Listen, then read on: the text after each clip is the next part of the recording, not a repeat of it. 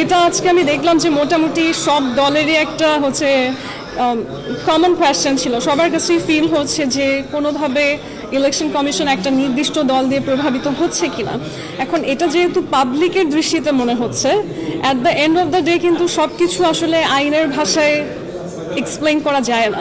কখনো কখনো মানুষের গ্রহণযোগ্যতাটাই আসলে বেশি ইম্পর্ট্যান্ট হয়। তো যেখানে পাবলিক বলছে সেখানে আমার আলাদা করে বলার তো কিছু নেই। I am also part of the larger group of people, যেখানে আমি দেখতে পাচ্ছি যে সবার চোখে পড়ছে বিষয়টা, সবাই মনে করছে যে এখানে নিরপেক্ষ নির্বাচন হচ্ছে না, কোনো একটা দলের প্রতি তারা একটু হেলে পড়েছে। হয়তো তাদেরও একটু কনসিয়াসলি ভাবা উচিত যে মানুষ এরকম কেন ভাবছে, এবং if they are not siding with one party, maybe they should start thinking যে where are the flaws that is making people think যে we are siding, and they can change it.